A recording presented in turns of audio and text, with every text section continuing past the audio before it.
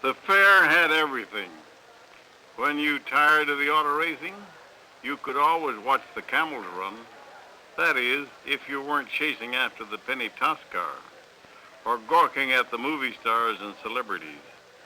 Arbuckle and Mabel Normand, for instance, or listening to John Philip Sousa lead the band in the Court of the Universe. There were daredevils to amaze you. Some were in the water and others in the air. There was plenty of culture and history too, beautiful girls and beautiful animals. It was the most wonderful thing that ever happened to San Francisco.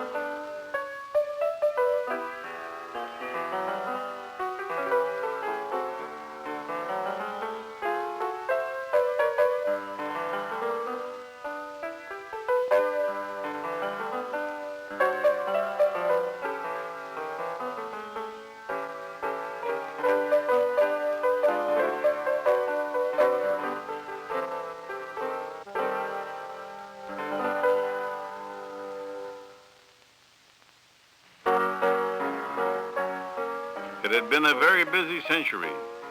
First, the city had been shaken down and then it burned down. And while the St. Francis was still a burned-out shell, plans for the exposition were being made in the Little St. Francis, a temporary hotel on Union Square. The site selected was this mud hole out at Harbor View, near what was called Cow Hollow. By 1912, San Francisco was nearly rebuilt. You could ride up Market Street for 5 cents, either in a jitney or a streetcar, or get a 9-course dinner for $1. Out at Harbor View that year, President Taft turned the first spade of earth to the cheers of thousands who gathered for the groundbreaking ceremonies.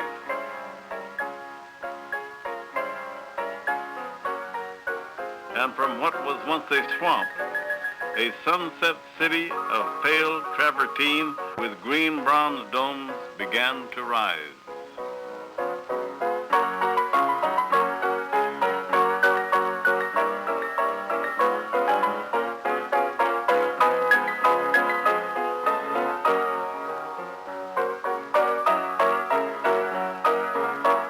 It stretched from Chestnut Street to the water, from Venice Avenue to Fort Point in the Presidio, a marvelous array of cloistered palaces filled with the treasures of the world. The sheltered courtyards and arcades protected visitors from the bay winds and summer fogs. Separated from the rest of the world, open only to the waters of the Golden Gate and the Marin Hills beyond. It truly was a world apart. A world of wonders, of lights, an innocent world. For by May of 1915, the Lusitania had been sunk, and we would never be so young, so innocent again.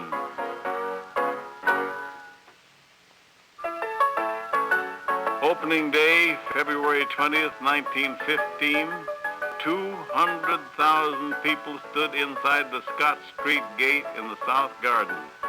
They waited for President Wilson to press a golden telegraph key.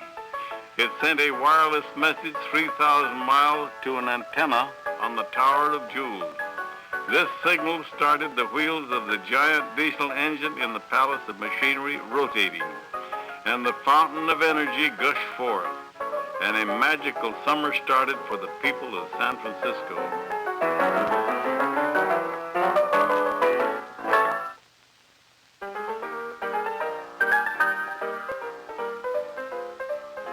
If you went to the movies that year, you might have seen this trailer advertising the Panama Pacific International Exposition, along with Blanche Sweet and Thomas Mahan in The Secret Sin, and the latest chapter of Pearl White's new serial, The Exploits of Elaine. Here, the spirit of San Francisco mixes the gold of the poppies with the memories of 1906, and never forgetting how the world once befriended the ruined city, creates a wonderful fairyland and invites the world to come and share it. This charming and naive film helps to explain the tremendous emotional life the city received from the fair, why it has remained so vivid a memory after all these years. The exposition was really a symbol, a triumphant sign to the world that San Francisco had risen from the ashes. We had not only rebuilt the city itself, we had even built a second city, a city of jewels. The exposition was the first to have complete artistic supervision. Even the colors of each building were chosen from a master palette, and the sand on the paths was burned in a kiln to turn it the same color as the travertine walls of the palaces. This was the first exposition with indirect lighting, the first in which the flowers of the gardens were completely changed overnight as they faded. Indeed, John McLaren's gardens were the talk of the horticultural world. Hundreds of full-grown trees were transported from all over Northern California to the exposition ground. The fair was a crowning artistic achievement of the city that knows how. The directors of the exposition were terribly aware of the war that raged in Europe. It had very nearly wrecked their plans for any foreign exhibits and buildings. It took all the efforts of the directors to convince the nations of the world to participate at all. But by the opening day, 30 elegant pavilions lined the avenues of nations. Despite this, the shadow of the war hung over the fairgrounds. As if in a premonition, the lights seemed brighter, the music more gay. The world was shrinking. We were becoming more a part of it each day, and we sensed it. The Tower of Jewels was a thing alive. On it hung 125,000 polished jewels of Bohemian glass, backed by bits of mirror. Shrouded by fog, they gleamed mysteriously. In the sun, caught by every breeze, they shimmered and sparkled. At night, in the glare of 1,000 arc lamps, they danced and shone like a marvelous colored sun.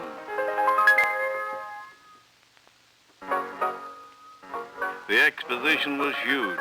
Like all world fairs, people walked until their feet hurt. Then they rode in the overfair trains, traps, horse carts, wickerwork carryalls, and the famous Fagel trains. While most people had become pretty blasé about automobiles, the airplane still was the new thrill. Lincoln Beachey was the first aeronaut. After all, he had even flown through the Palace of Machinery in 1914 as a promotion stunt. It was the world's first indoor airplane flight. Beachey usually flew a biplane, but these films show him flying a new and daring monoplane. And minutes after this film was taken, Beachey crashed into the Golden Gate. He was given a hero's funeral, and the exposition was in mourning for days. Art Smith was the next hero in the air.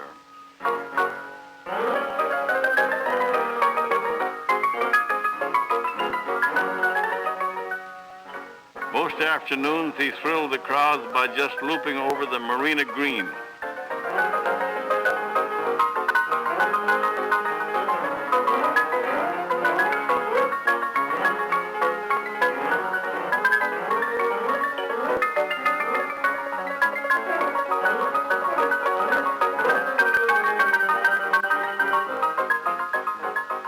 But at night, with the moon over the Golden Gate as a background, he attached flares to the fragile linen-covered wings of his plane.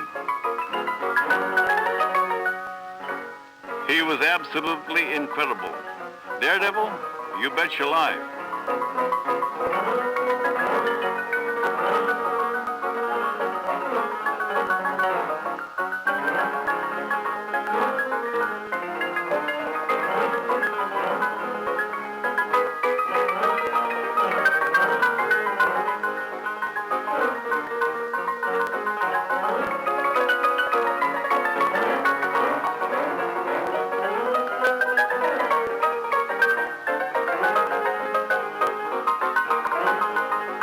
Anyone could see what Art saw from an aeroscope for just a quarter. There it is, whirling around 230 feet in the air, designed by Joseph Strauss, who would later design the Golden Gate Bridge. It was the top thrill of the zone. The zone was joy unconfined. This is Toyland grown up, a 14-acre playground for the children. To many people, this is their only memory of the fair. The sensation of the zone was Stella. Every World's Fair has its queen, Little Egypt, Sally Rand, but the zone had Stella, and no one who ever saw her forgot her charms.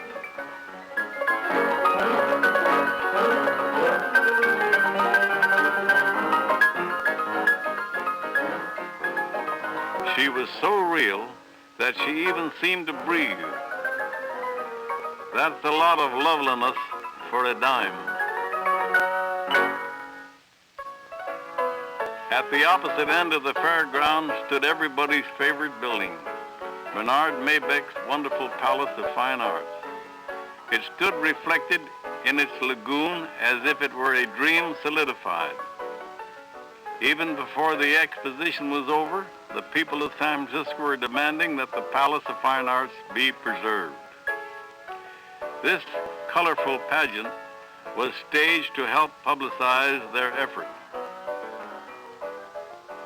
There is a bold, imaginative quality about this pageant. Here is a lost art, lost along with our innocence, for who would take all this as seriously today as it was taken in the fall of 1915?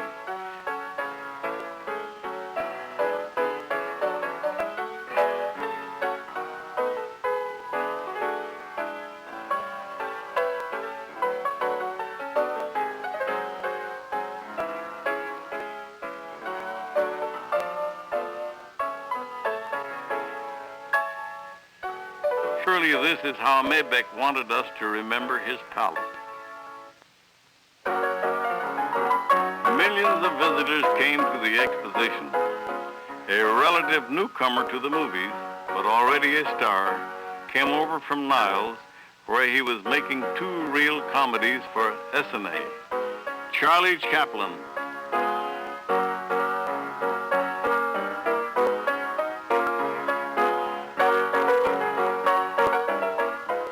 And 3 famous men met at the Palace of Machinery: Henry Ford, Thomas Edison, and Luther Burbank. Ford showed his friends a complete auto assembly plant.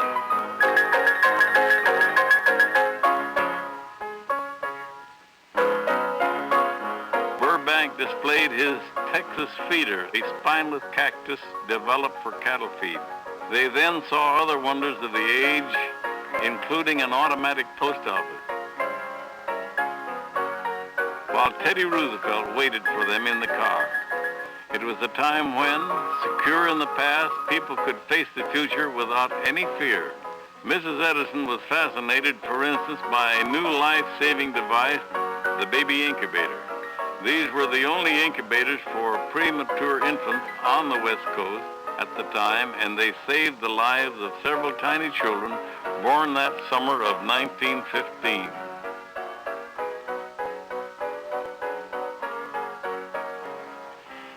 Madam Schumann Heink was there, and Mabel Norman and Fatty Arbuckle got a free pass from Mayor Rolfe on the steps of the new City Hall.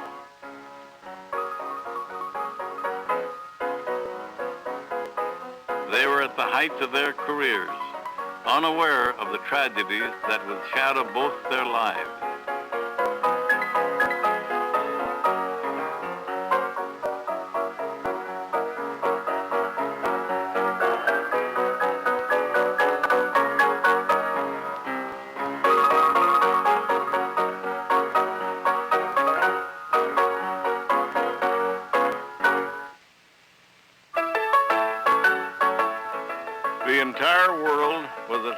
Francisco's door.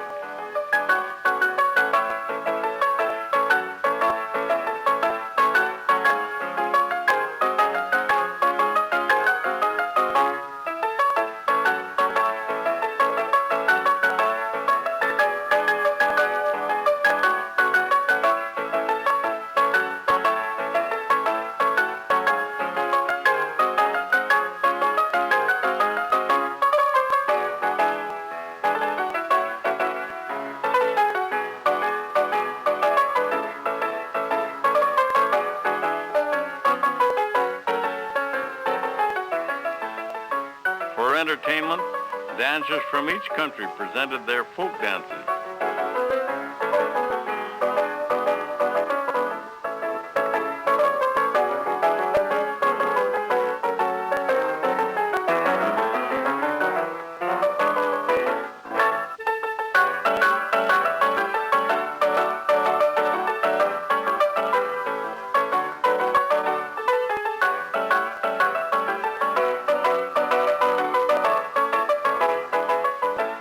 Here Vikings come ashore on Norwegian Day.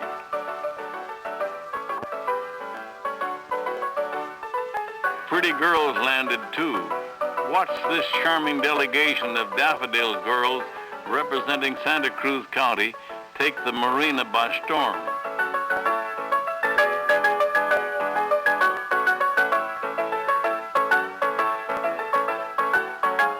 Where are they going? To the California building, of course.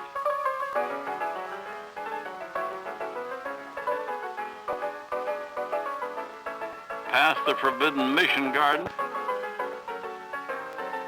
to grace the Santa Cruz County exhibit.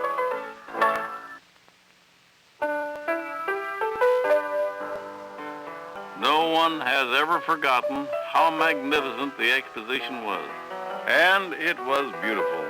An indescribable aura of magic filled the many courts. Louis Mulgart's Tower of Abundance brooded over his mysterious court of ages. This strange Gothic fantasy was much admired for the deep thought behind its architecture. The Fountain of the Earth, sometimes shrouded by clouds of steam, depicted man's rise from a primordial ooze. In 1915, you didn't just build a courtyard, you built a way of life. Inside the sheltered walls, all was serene and calm. But outside, all the new excitements of our century of speed were dazzling in array.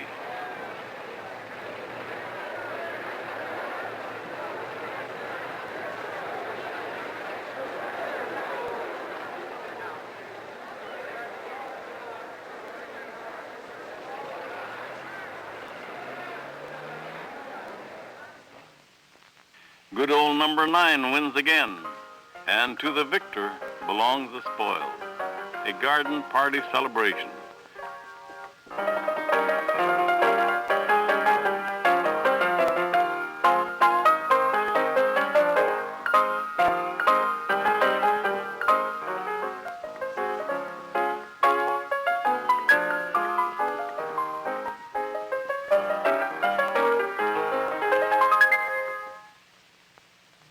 The daily list of events was staggering. This stock show competed with the Japanese wrestlers, and a choice had to be made between watching the Marines land or entering your child in the baby parade.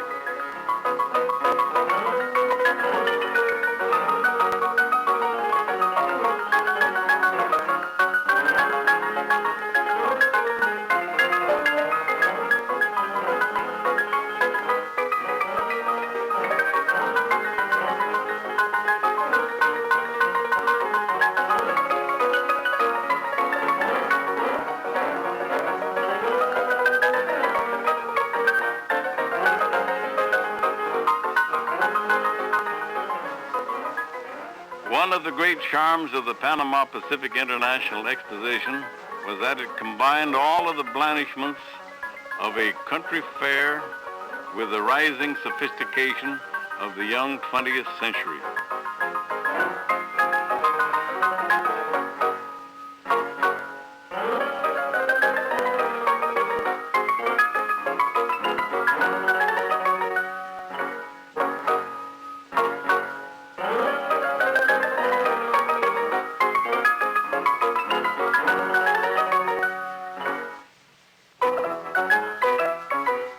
patriotism was running high.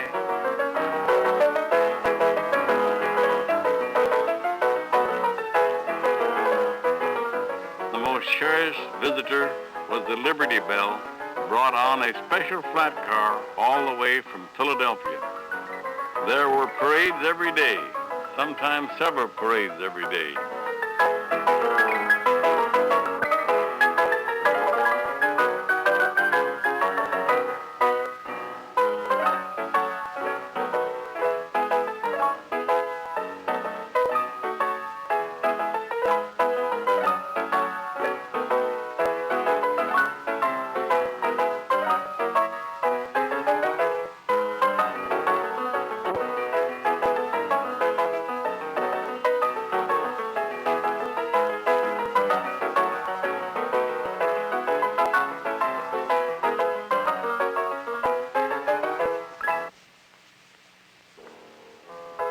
The fair closed officially on December 4th of 1915.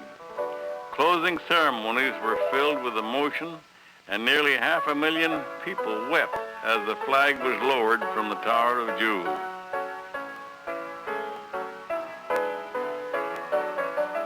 The scintillator, manned by Marines, projected patterns of light on great clouds of steam thrown into the air from a locomotive painted to look like marble.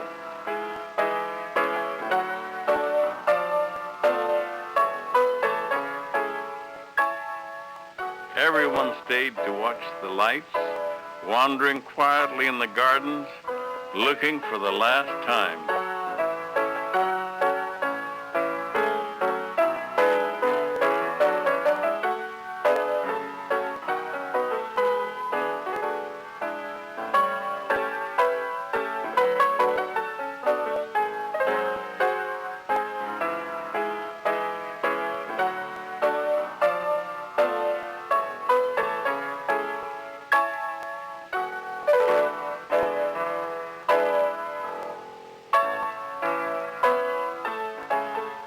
The lights finally went out, but no one went home until dawn. As the lights went out, something left our youth. But the fair has endured. The beautiful Palace of Fine Arts still stands there, gently crumbling but gently reminding the exposition has lived on in the hearts and memories of every man, woman, and child that spent an enchanted summer at the City of Jewel.